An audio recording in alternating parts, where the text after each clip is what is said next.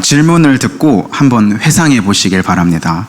삶을 살아가면서 가장 끈기 있게 도전하고 반복했던 것이 무엇입니까? 저마다 다를 것입니다. 그러나 확실한 것은 살다 보면 한 번쯤은 내가 그래도 그때는 불탔었지, 내가 그래도 청년의 때에는 좀 도전 정신이 강했었지, 지칠 줄 몰랐지, 그런 순간이 있었을 것입니다. 실패하더라도 달리고 또 달리며 또 도전하고 또 도전하는 마음, 낙담하지 않는 마음, 반드시 무엇인가를 해내겠다는 마음, 그런 것이 있었을 것입니다. 그렇다면은 왜 그렇게 매달리며 성취하려고 했습니까? 그 무엇인가에 대해서. 아마도 그 이유는 다 다르겠지만 필요하다고 여겨졌기 때문일 것입니다. 그것이 삶에 도움이 되기도 하며 한 단계 나를 더 단단하게 만들 수 있는 무엇인가라고 생각했기 때문에 그것에 대해서 갈망하고 끊임없이 반복하며 도전했을 것입니다. 오늘 말씀은 우리에게 한 인물을 보여주고 있습니다. 이 인물이 계속해서 도전하는 마음이 왜 중요한가, 그 필요성에 대해서 알려주고 있습니다. 우리가 끈기를 가졌을 당시의 이유보다 이 말씀에서 보이는 이 인물이 가지는 그 이유가 더 크다라고 말씀은 말하고 있습니다. 그 이유가 무엇인지 오늘 같이 살펴보길 원합니다. 오늘 본문인 누가복음 18장 1절에서 8절은 앞장인 17장 20절과 함께 한 묶음으로 보면 좋습니다. 하나에 대해서 이야기하고 있습니다. 그것은 종말입니다. 우리가 종말에 관해서 이야기할 때는 부정적으로 생각하기 쉽습니다. 마치 화산이 터지고 지진이 나고 쓰나미가 이렇게 휩쓸기도 하고 이런 것을 종말로 인식할 때가 있다라는 것이죠. 인류가 멸망할 것만 같은 느낌, 그게 종말로서 다가오는데 오늘 말씀이 말하는 종말이란 예수님께서 언제 오시는가, 인자가 어느 때에 오시는가, 그것을 말하고 있습니다. 17장 20절을 보면은 바리새인들이 예수님을 찾아와 하나님의 나라가 어느 때에 임하니까 묻습니다. 언제 어디서 하나님의 나라가 임하는지 묻는 거죠. 예수님께서 대답하신 것은 볼 수 있게 임하지 않는다라는 것이죠. 그러고 이미 너희에게 임했다라고 말씀하십니다. 이미 임했는데 이 바리새인들은 하나님 나라를 경험하지 못했기 때문에 예수님께 찾아와 질문을 던진 것이었습니다. 그렇다면 이 바리새인들은 왜 하나님 나라를 경험하지 못했는가 했을 때에 이들이 생각하는 하나님 나라란 조금 달랐기 때문입니다. 우리가 흔히 알듯이 신약시대에 이스라엘이 로마로부터 자유로워지는 것, 그것이 이 바리새인들이 생각했을 때 하나님 나라가 도래했을 때에 우리가 꿈꾸는 모습이 그러할 것이다, 로마로부터 자유로운 모습일 것이다, 이것인 것이죠. 근데 여전히 로마로부터 자유롭지 않은 상황에서 예수님께서는 하나님 나라가 이미 임했다라고 가르치고 있는 것입니다. 이어서 17장 20절을 계속 살펴보면은, 하반절들을 쭉 살펴보면은 하나님 나라가 이미 우리에게 임했고 그걸 떠나서 이제는 인자가 오시는 그날, 그것에 대해서 얘기합니다. 그날은 마치 노아의 홍수가 임했듯이 오고 롯이 소돔에서 심판을 당할 때듯이 그때처럼 온다라고 말씀은 말하고 있습니다. 누가복음 17장 25절을 같이 읽도록 하겠습니다. 그러나 그가 먼저 많은 고난을 받으며 이 세대에게 버림바 되어야 할지니라. 아멘. 여기서 말하는 그는 예수님에 대해서 말하고 있습니다. 인자에 대해서 말하고 있습니다. 조금은 인자가 오는 날이 지체되는 것처럼 느껴집니다. 왜냐하면은 바리새인들이 물은 하나님 나라가 언제 오는가, 인자가 언제 오는가 했을 때에 이미 하나님 나라가 임했지만 인자의 고난의 길, 인자가 걸어가야 할 길에 대해서는 아직 진행형이기 때문입니다. 바리새인들이 원하는 만큼의 시간이 아니라 아직 더디 오는 것처럼 느껴집니다. 예수님께서 먼저 고난을 받으시고 사람들에게 버림을 받으셔야만, 그러고 시간이 흘러서야만 그 인자가 올 수 있다라는 사실을 바리새인들은 모르기 때문에 답답하게 느껴질 수 있습니다. 분명한 것은 예수님께서 죽으시고 다시 사신 후에 하늘에 오르셨고 다시 이 땅 가운데 오시는 그날까지 우리는 기대하고 소망하며 살아야 하는 것입니다. 제자들은 예수님이 없이 세상을 살아가게 되는데 그때에 쉽지 않다라는 게 오늘의 말씀입니다.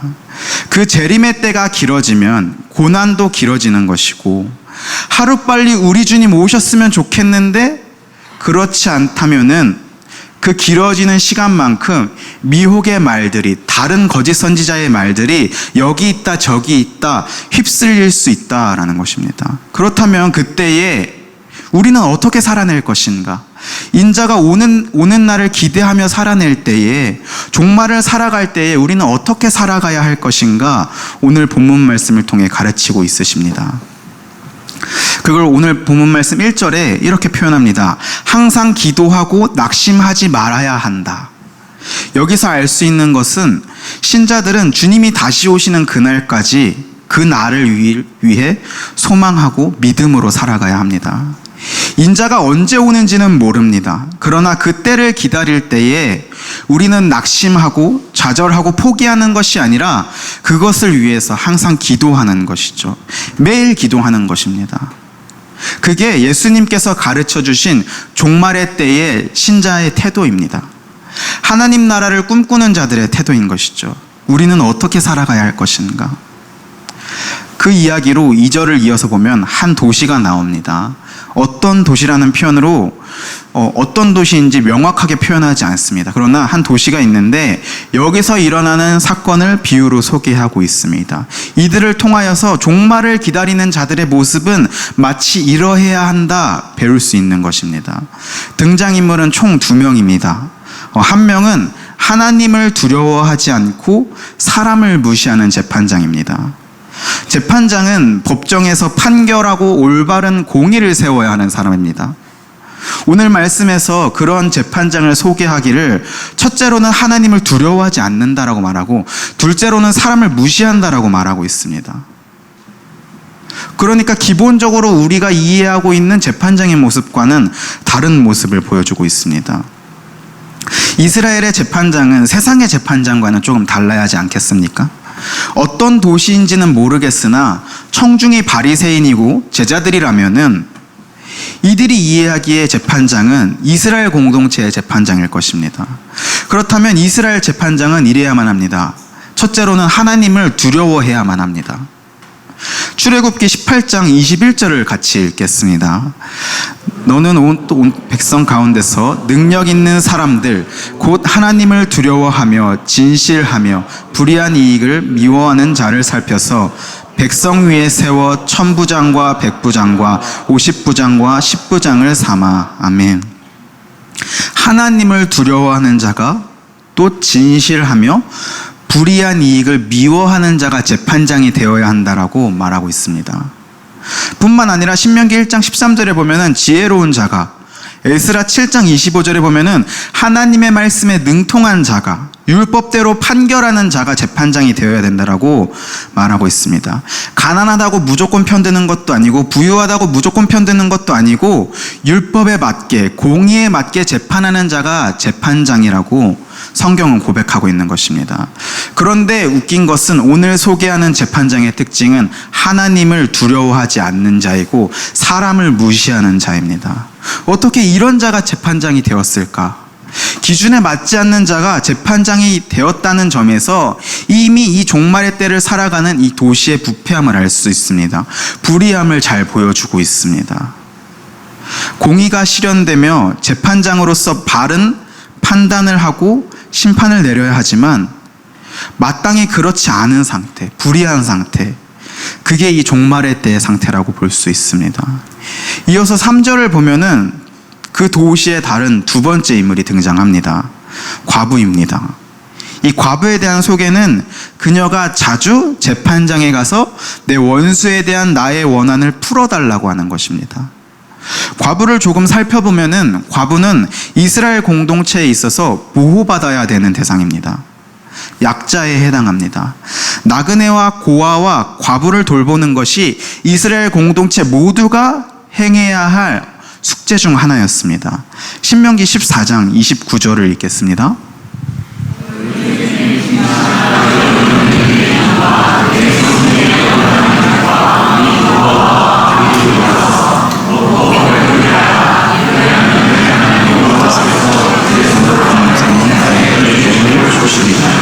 아멘. 이외에도 곡식을 거둘 때에 이들을 위해서 남겨둡니다. 나무의 열매를 딸 때에도 이들을 위해서 남겨둡니다. 율법이 그렇게 명하고 있습니다. 우리가 잘 아는 룻기에서도 룻이 보아스에게 그렇게 도움을 받습니다. 다시 말씀으로 돌아가서 생각해 보면은 과부를 떠나서 이스라엘 법정에 여자를 법정에 세운다라고 했을 때에 이스라엘 법정은 그렇게 세우지 않았습니다. 그 시대상으로 여자가 아니라 남자들이 법정에 섰습니다. 송사를 다투었습니다. 그러니까 지금 과부는 여자로서 자신의 문제를 해결해줄 남편도 없고 아들도 없으며 친족 중에 남자가 없다라는 것을 알 수 있습니다. 그렇기에 지금 과부로서 자신이 할 수 있는 유일한 길은 재판장에게 직접 찾아가서 자신의 원한을 풀어달라고 하는 행동, 그것밖에 이 여자가 할 게 없습니다. 자신이 직접 나서지 않으면은 이 억울한 일을 해결할 수 없는 상황, 이스라엘 공동체로부터 보호받지 못하는 상황, 불의한 상황이 이 과부의 상황인 것입니다. 여기서 말하는 나의 원한, 이 단어는 공의를 실현하다, 정의, 공의라는 뜻을 가집니다. 그러니까 과부가 원수를 갚아달라는 게 실상은 공의가 실현되게 해달라, 이렇게 고백하는 겁니다. 이스라엘 공동체가 공의가 있어야 된다라고 주장하는 것입니다. 예수님께서 보여주신 이 도시의 두 인물이 상당히 대조적입니다. 한 명은 사회적으로 지위도 높고 영향력도 있는 권위 있는 자, 재판장입니다. 반대로 한 명은 사회적으로 낮고 사회가 모두 책임져야 할 연약한 자, 공동체가 돌봐야 될 자입니다. 4절을 보면 재판장이 과부의 원한을 듣지 않습니다. 왜일까요? 이미 앞서 소개했듯이 이 재판장의 특징이 사람을 무시하기 때문입니다. 관심이 없는 거죠. 이어서 살펴보면은 이 재판장은 자기 객관화가 상당히 잘 돼 있습니다.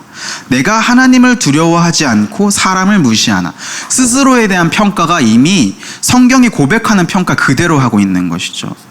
보통 일반적으로 자신에 대한 평가가 문제가 있다라고 생각하면 고치는 게 마땅한데, 이 자는 그럼에도 불구하고 하나님을 두려워하지 않고 사람을 무시하는 자였습니다. 그런 자가 태도를 바꿔서 과부를 도와줍니다. 원한을 풀어줍니다. 다시 말해서 이스라엘의 공의를 세워줍니다. 그의 마음이 회심에서도 아니고 연약한 자를 향한 정도 아니고 사랑도 아닙니다. 직업으로서의 책임감도 아니고 하나님을 두려워해서도 결코 아닙니다. 원한을 풀어주지 않으면 늘 와서 나를 괴롭힐 것이기 때문에, 공의를 실현하지 않으면 늘 와서 나를 괴롭힐 것이기 때문에 도와줄 뿐입니다. 즉, 나 편하려고, 다른 이유가 아니었습니다. 여기서 괴롭게 한다는 휘포피아조라는 헬라인데 눈 아래를 치다라는 의미입니다. 쉽게 얘기해서 권투 선수가 잽을 날리듯이 눈에 계속 툭툭 치는 겁니다. 이렇게 잽을 날리다 보면은 눈이 연약하기 때문에 피멍이 드는 거죠. 재판장으로서 계속 한 과부가 찾아와서 자신을 이렇게 괴롭히게 하니까 지위와 체면을 구기게 하는 겁니다. 사람들이 생각하겠죠. 왜 자꾸 저 과부가 찾아올 것인가? 왜 자꾸 저 과부가 재판장을 괴롭게 할 것인가? 그런데 왜 저 재판장은 이 과부의 원한을 안 풀어주는 것인가? 이 어려움을 해결해 준다면 문제가 없을 텐데, 재판장에게도 이롭지 못하고 과부에게도 필요한 상황이 되는 것입니다. 재판장에게 있어서는 오히려 수치인 상황인 것이죠. 재판장으로서 공의로워야 할 텐데 하나님을 두려워하지 않고 사람을 무시하는 자라는 것이 드러나게끔 되는 것입니다. 그러니까 어쩔 수 없이 자신의 이익을 위해서, 자신의 편의를 위해서 해결해 줍니다. 분명한 것은 이 이스라엘의 어떤 공정한 법 체계를 세우기 위해, 공의를 세우기 위한 것이 아니라 귀찮다라는 이 느낌이 강한 것이죠. 이 과부의 원한이 무엇인지에 대해서 성경은 밝히지 않고 있습니다. 그러나 학자들이 이해하기로는 이 불의한 재판장, 이 불의한 시대에 이 과부를 아무도 돌보지 않고 이 과부가 법정에 스스로 나올 만큼의 이스라엘 공동체가 이 과부를 내팽겨쳤다. 이스라엘 공동체가 과부를 홀로 두게 했다. 그렇기 때문에 과부가 살기 위해서 어떤 지원이나 혜택을 받기 위해, 보호를 받기 위해서 도와달라 외치는 상황일 것이다 라고 학자들은 판단하고 있습니다. 불의한 재판장도 돕지 않고 이스라엘 공동체도 돕지 않으면 이 여인이 할 수 있는 것이라고는 법정에 설 수 없는 여인이 직접 찾아가서 공의를 외치는 것뿐인 것이죠. 계속해서 도전하는 것입니다. 들어줄 때까지 도전하는 모습을 보이는 거죠. 6절에 가면 예수님께서 다시 한번 이 재판장에 대해서 평가를 합니다. 불의한 재판장. 하나님을 두려워하지 않고 사람을 무시하는 이 재판장은 불의한 재판장입니다. 그런데 예수님께서 이 불의한 재판장이 말한 것을 들어보라고 하십니다. 그가 어떻게 행했는가, 무슨 태도로 행했는가 했을 때에 4절과 5절을 보면은 공의로워서가 아니라 자신이 괴로우니까 도움을 줬다. 이걸 예수님께서 생각해 보라고 말씀하신 겁니다.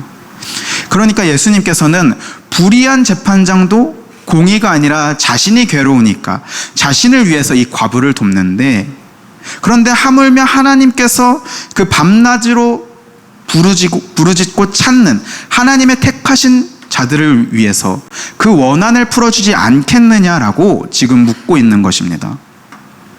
그들을 위한 공의를 세우시지 않겠냐라는 것이죠. 불의한 재판장도 자신을 위해서 과부를 돕고, 하물며 의로우신 하나님, 우리의 하나님께서 택하신 백성을 모른 척 하실 리가 절대 없다. 그럴 리가 없다. 오래 참으시지 않는다. 8절에 보면 속히 그 원한을 풀어주실 것이다. 공의를 실현시켜 주실 것이다. 이렇게 이야기하고 있습니다. 이 말씀을 보면서 한 가지 생각났던 게, 유년부 친구들이 종종 저를 보면 달려옵니다. 반갑게 달려오죠. 전도사님 하고 딱 달려오면은 제 옷자락을 딱 붙잡고 사는 말이 달란트 주세요. 네, 그러면 저는 멍합니다. 이게 뭐지? 나를 반기는 게 아니고 달란트가 필요한 거구나. 그런데 곧 이어서 다른 한 친구가 그 모습을 보면은 이어서 달려옵니다. 그럼 이 친구는 좀 다른가? 나를 반기는구나? 하면은 뛰어와서 하는 말이 달란트. 딱 3글자입니다. 전도사님 달란트 주세요도 아니고 달란트. 네. 제 이름은 달란트가 되었습니다. 네. 달란트를 맡겨놓은 것도 아니고 왜 이렇게 행동하는가? 아이들의 앞에선 이 달란트가 너무나 귀중한 가치인 것이죠. 너무 귀한 겁니다. 그러니까 유일하게 베풀 수 있는 사람에게 찾아와서 도움을 달라고 행동하는 겁니다. 작년까지는 제가 달란트를 직접 준 적이 없습니다. 근데 올해부터 제가 달란트를 부여하기 시작하니까 아이들이 저 사람에게 찾아가면은 내가 달라고 하면 간청하면 주는구나 깨달은 것이죠. 근데 마구잡이로 줄 수 없으니까 기준을 정해야만 하는 겁니다. 그럼 단호하게 묻는 것이죠. 그 친구에게 무엇을 잘했니? 고민하면서 방법을 나름대로 찾아주는 겁니다. 달란트 받을 만한 일이 있니? 출석을 하면 출석 달란트를, 암송을 해오면 암송 달란트를 줄 텐데 아이들이 생각하기에도 본인들이 받아야 할 이유가 없습니다. 그러니까 없다라고 말하는 것이죠. 여기서 그럼에도 이 아이들을 사랑하니까, 이 아이들이 이것을 받으면 기뻐하니까 줄 수 있는 방법을 찾기 위해 여러 가지 사역을 할 때에 그냥 보상성으로 달란트를 지급하려고 합니다.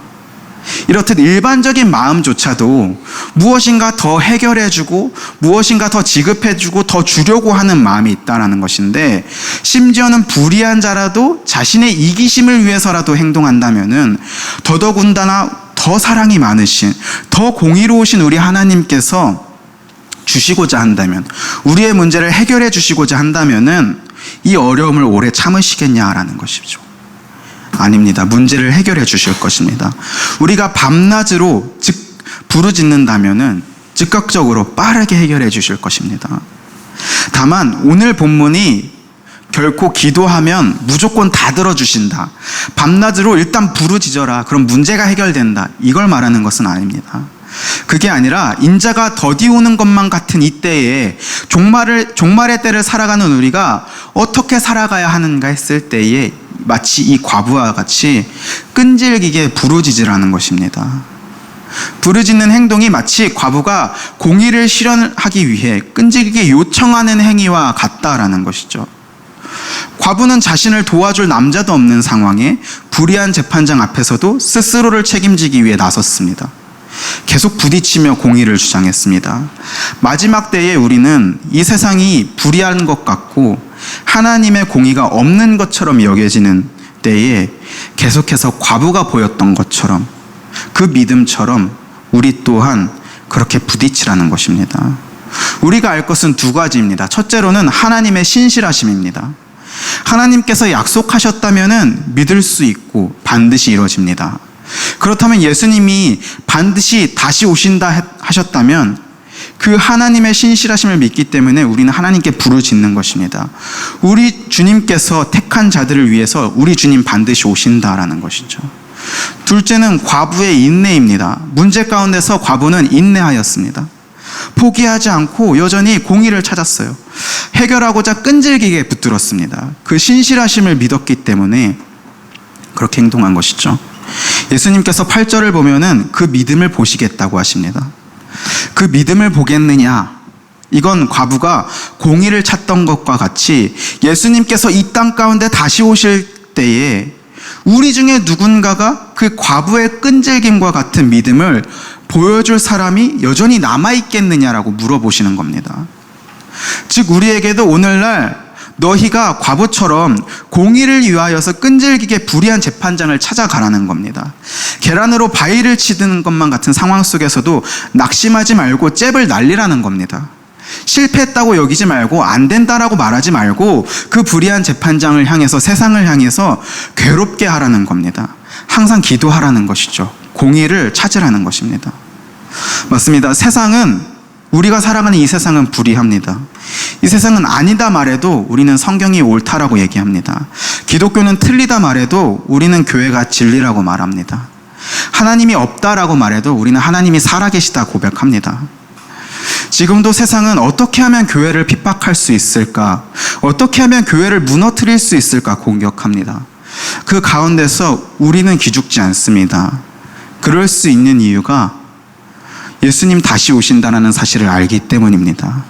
그들이 아무리 우리를 억압할지라도, 그들이 아무리 우리를 핍박할지라도 우리 주님 오신다. 그것이 교회를 무너뜨릴 순 없다. 그렇게 우리는 하나님 나라를 위해서, 그 완성을 위해서 달려나가는 것이죠. 사랑하는 신광교회 성도 여러분, 하나님은 여전히 우리의 삶 가운데서 가장 지혜롭고 가장 거룩하고 가장 능력 있는 방법으로 우리를 보존하고 통치하고 다스리십니다. 예수님은 반드시 오실 것이며 하나님 나라는 완성될 것입니다. 그렇다면 우리가 오늘을 살아갈 때에 불의한 세상을 향해 끈질기게 공의를 위해 하나님 나라를 위해 낙심하지 말고 기도하며 나아가는 겁니다. 예수님께서 물으십니다. 그런 믿음을 땅에서 발견할 수 있겠느냐? 우리가 그 믿음을, 신광교회가 그 과부와 같은 믿음을 예수님께서 다시 오시는 그날까지 지켜낼 수 있겠느냐? 그랬을 때 우리가 예수님 다시 오시는 그날까지 그 믿음을 보이길 소망합니다. 물론 우리가 기도한다고 하나님의 역사하심이 당겨지진 않습니다. 하나님의 방법으로 하나님의 때에 하나님 나라 반드시 옵니다. 단지 예수님이 가르쳐 주신 방법, 그것은 이때에 매일매일 끈질기게 믿음을 지키며 기도하라는 겁니다.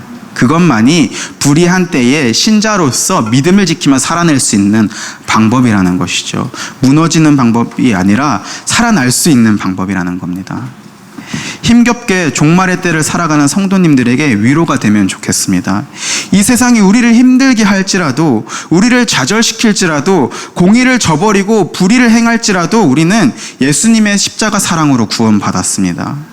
우리는 예수님께서 십자가에서 나의 죄를 대신하여 달려 죽으셨고, 그로 말미암아 내 죄가 사하여졌고, 다시 사심으로 말미암아 나도 장차올 하나님 나라를 영원히 살 것이다, 그리스도와 연합될 것이다 라는 사실을 믿습니다.